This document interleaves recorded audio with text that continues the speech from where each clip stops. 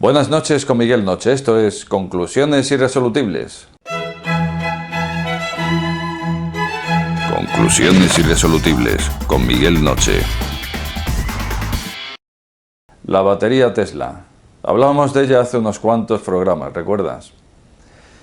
Prometían que es una batería de gran capacidad que se podría utilizar en casa para abastecer a una instalación fotovoltaica, que podría dar suministro incluso durante una semana a una vivienda. Todo esto prometían. El caso es que ya la han presentado y bueno, la han presentado hace unas cuantas semanas. Seguro que más de uno de vosotros ya la conoce perfectamente, pero bueno, yo lo que quería hoy aquí era ver un poco el matiz, estos matices que nos prometían, ver si en la práctica se ajusta a lo que nos prometían, ver si en España tendría cabida, cómo está la ley en España, todo esto que escucho por ahí y que no acabamos de tener claro, pues esas pinceladitas vamos a tratar de tocar aquí de la forma más rápida posible, sin liarnos mucho. Entonces, en principio, ya se presentaba unas cuantas semanas la Powerwall de Tesla Motors.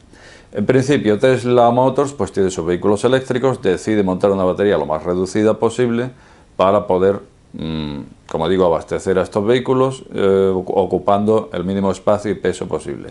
Para ello se recurre al litio.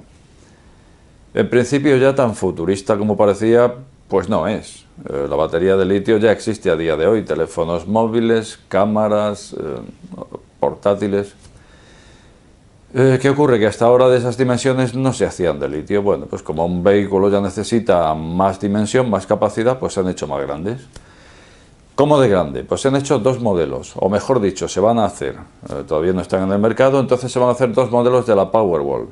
La primera sería de 7 kilovatios hora y la segunda sería de 10 kilovatios hora.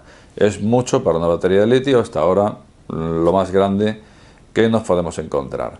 La de 7 kilovatios hora, por el módico precio de $3.000 y saldrá al mercado. Y la de 10 kilovatios saldrá saldrá en $3.500. 3.500. No la regalan, pero bueno, quizá comparado con el equivalente que hay ahora en fotovoltaica en cuanto a baterías estacionarias, que no sé qué precio andarán, pues si se encuentra a la altura podría ser una solución. ¿Que es más caro? Pues entonces la solución ya no es tanta. Bueno, entonces vamos a valorar. Se decía que esta batería podría dar suministro alrededor de una semana en una vivienda tipo. Bien, pues para esto deberíamos saber qué consumo medio tenemos en una vivienda tipo en España o en Estados Unidos. Por ejemplo, en España andamos en torno a 27 kilovatios hora al día de consumo eléctrico. Y en Estados Unidos una vivienda tipo andaría en torno a 30 kilovatios respecto a los 27 de España, parecido. Poquito más, 3 kilovatios más. Bueno, pues entonces tenemos que, si 27 kilovatios o 30, vamos a coger el tipo americano, 30 kilovatios, una batería grande, la Powerwall de 10 kilovatios hora, pues ya nos daría para un tercio de día. Un tercio de día, 8 horas de suministro. Ya no es lo que se decía. Pero ¿qué ocurre? Que Tesla ha sacado una opción que consiste, esta batería ha hecho un soporte de pared para ponerla en vivienda. Bueno, pues este soporte de pared ha hecho un tándem que se pueden acumular en la pared hasta 9 baterías, como digo, en tándem. Entonces vamos a tomar que, por ejemplo, cogiéramos 9 baterías grandes, la Powerwall de 10 kilovatios hora, y cogiéramos 9 y las pusiéramos en tándem. Pues ahí ya tendríamos 10 por 9, 90 kilovatios de carga. 90 kilovatios hora, que respecto a una vivienda tipo americana, que son 30, ya nos estaría dando abastecimiento para 3 días. Tampoco es la semana que se decía, pero ya si son 3 días, bueno, puede parecer que bien, pero claro, estamos hablando de 9 baterías de las grandes, cada una de $3.500, lo cual quiere decir que, y me saco el calculator que tenemos por aquí, pues que 3.500 por 9 unidades, nos iríamos a un total de $31.500. Por lo tanto, la cosa quizá no esté tan accesible. Posible es, como digo, habría que confrontarlo con el precio actual que haya en baterías estacionarias dentro de lo que es la fotovoltaica. Y si los números salen, salen, y si no, no salen. ¿Y cuáles serían estos números? Bueno, pues estos números serían tomar lo que nos valen por un lado los paneles fotovoltaicos, lo que nos valen las baterías, lo que nos valen otros elementos de la instalación, como pueda ser el inversor. El inversor, que es lo que nos va a dar... Bueno, ahora le meten todo al inversor y le llaman inversor, ahí meten regulador y todo. Es lo que nos va a invertir la corriente continua en alterna para que podamos emplearla en casa, y nos va a pasar de los 12-24 voltios continua a 220 de alterna. Bueno, pues ya con toda la instalación, los números, se trata de que ese total, sumando todos los elementos, si lo tenemos amortizado antes del tiempo de vida útil de todos ellos, de todos estos elementos, pues la instalación será amortizable. Si no lo es, pues realmente me voy al precio del kilovatio que me ofrece la eléctrica y listo. En principio, pues no sé si sería amortizable, porque para eso tendríamos que ver el tiempo de vida útil de estas baterías, que no se ha dicho, pero que me imagino que andará en torno al litio habitual, que serán los 10 años aproximadamente. Y desde luego, si son 10 años, me parece que muy amortizable no va a ser, pero bueno, dejémoslo ahí porque carezco de datos en este momento como para afirmar si sería o no amortizable. Por ejemplo, los paneles fotovoltaicos tienen una vida útil de 25 años mínimo. Duran más, pero a partir del año 25 digamos que el rendimiento ya es bajísimo, y entonces, bueno, 25 años, pues vale, si lo has pagado en 15 o 20, digamos que los números pueden salir positivos, pero en el caso de la batería, si fuera de 10 años de vida, como digo, a lo mejor ya andamos ahí. Bueno, pues entonces, en cuanto a que tengamos batería para casa, digamos que vamos a decir que sí, pero no acaba de ser un chollo, ¿no? O al menos a mí no me lo parece.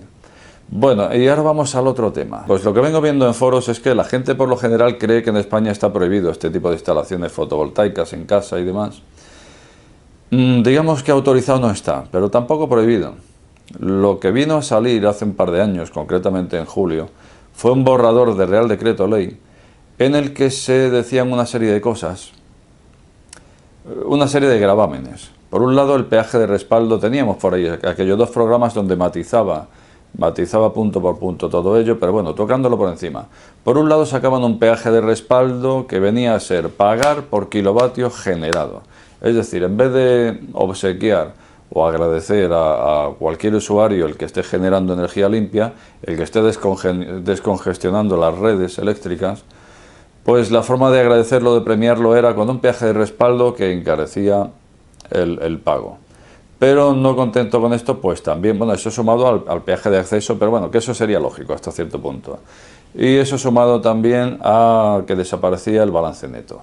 Es decir, que si me van a sobrar vatios que vuelco a la red, no podía recuperarlo, se lo regalaba a la red. Entonces, es un borrador de Real Decreto que no gustó absolutamente a nadie más que a quien lo escribió. Desde luego no tenía lógica ninguna partiendo de la naturaleza de lo que es una instalación de fuentes renovables, ¿no? Se supone que son fuentes limpias, se supone que deberían incentivarse este tipo de instalaciones. Como digo, descongestiona las redes, como digo, es la energía del futuro, como digo, estamos en España donde hay un sol abundante, etcétera, etcétera, etcétera. Sin embargo, pues se escribió este borrador de Real Decreto y no llegó a aprobarse nunca todavía. Han pasado casi 2 años, como digo, el mes que viene hará 2 años, y todavía estamos en un punto en que sigue sin aprobarse. ¿Y por qué no se ha aprobado este Real Decreto Ley? Hay distintas especulaciones. En principio, cuando salió el Real Decreto no gustó, como digo, absolutamente a nadie. Por lo tanto, todo tipo de instituciones, asociaciones, renovables, fotovoltaicas, etcétera, etcétera, etcétera, se echaron las manos a la cabeza e hicieron cuanto estaba en su mano, es decir, fueron a Bruselas y dieron conocimiento en Bruselas de lo que el gobierno en España quería hacer. En Bruselas no se ha apoyado, de hecho es que, aunque no se hubiera comunicado esto a Bruselas, por los propios tratados que ya tenemos, digamos que se contraviene con este tipo de tratados, con el de Kioto, con el PER 2020, con todo. Digamos que rompe la naturaleza de todos los objetivos que se nos está pidiendo y que el resto del mundo está intentando llegar a esos objetivos, pero que parece ser que en España pues el camino pretende, o al menos el gobierno actual pretende que fuera de una forma totalmente contraria a estos objetivos que se nos vienen pidiendo respecto a energías limpias. Bueno, entonces, por un lado, como decía, tenemos a Europa que no le está gustando. Luego, entonces, tenemos una posible sanción a la hora de salir ese Real Decreto. Por otro lado, tenemos que no ha gustado absolutamente a nadie. Luego, entonces, en el momento en que saliera, el gobierno estaría absolutamente solo en esa propuesta y continuamente iba a ser un constante recordatorio hacia el gobierno por parte del resto de partidos, el hecho de recordarle la atrocidad, llamémosle a las cosas por su nombre, la atrocidad que está haciendo. Y por otra parte, ¿qué podría estar ocurriendo también? Y quizá en este momento sea hasta lo más acertado. Resulta, como sabéis, o si no, pues os lo recuerdo aquí, para los que no estéis en España, estamos a 6 meses de las elecciones generales. Antes de las elecciones siempre hay indicadores, y esos indicadores pues bueno, suelen consistir en encuestas que se hacen en la calle, a pie de calle, y que bueno, de ahí salen unos números posibles de qué partido puede salir o no puede salir, pero luego resulta que esos sondeos en la práctica no suelen ajustarse demasiado, no siempre se ajustan, ¿verdad? No son el indicador más fiable. ¿Y cuál sería el indicador más fiable? Pues lo que hemos tenido en España hace un par de semanas. Y son unas elecciones previas a las generales, han sido de un carácter más regional, y entonces en este tipo de elecciones, pues digamos que sí se puede ver, o se pueden tomar como indicador, porque el pueblo, la gente, lo que ha hecho es exactamente lo mismo. Ha ido a las urnas y ha introducido una papeleta, que no es lo mismo que dar una respuesta a una señorita con un bolígrafo, son cosas absolutamente distintas. Es decir, la práctica es a la práctica. Entonces, en la práctica, ¿qué se ha venido a ver? Pues se ha venido a ver que el gobierno actual, las probabilidades de que vuelva a salir dentro de 6 meses son un tanto, ¿cómo diría? Es más fácil que un rico entre en el reino de los cielos a que vuelva a tomar gobierno el partido que está actualmente. Noviembre, hemos dicho, noviembre. Qué lento pasa el tiempo a veces, ¿verdad? Noviembre. Bueno, quedan 6 meses. El caso es que eso nos han dicho los indicadores. Entonces, ¿qué ocurriría? Si nos dicen que estos indicadores, a nivel previo de esas elecciones, se podría interpretar, nos vienen a decir que este gobierno como que no va a repetir mandato. Es muy altamente probable. ¿Qué ocurre si en ese momento dicta una ley tan impopular como sería esta? Pues creo que precisamente en los momentos previos a las elecciones es cuando los gobiernos se cuidan muy mucho de lanzar este tipo de leyes que serían tan impopulares. Entonces, llevan tiempo diciendo vamos a sacar el Real Decreto. Últimamente decían que para el segundo trimestre de este año, ya estamos en junio, con lo cual ya ha pasado el segundo trimestre. Luego decían que en verano, que en este verano. Estamos en junio. Dijeron que lo iban a aprobar en verano. Y aquí podría venir la conclusión irresoluble de esta noche. ¿Tú crees que este verano vamos a tener aprobada esa ley y ese Real Decreto Ley? ¿O por el contrario se les va a olvidar aprobarla? Estamos a 6 meses, 6 meses, qué lento pasa el tiempo, a veces. ¿Crees que antes de esos 6 meses se aprobará? Como en otras ocasiones, te invito a que dejes un like si crees que aquí no se va a aprobar ningún Real Decreto Ley de aquí a noviembre. Yo pienso que no. Si estás de acuerdo conmigo, un like. Si crees por el contrario, que bueno, que se habrán olvidado, pero que sí, que bueno, que tendrá que ver lo que dice este Miguel Noche con que se les ha olvidado, sí que van a aprobar esta, pues pones un dislike, por ejemplo. Y a simple vista podemos ver qué opináis de todo este batiburrillo que hemos tocado hoy esta noche. Espero no haber sido muy pesado. Nada más. Buenas noches con Miguel Noche.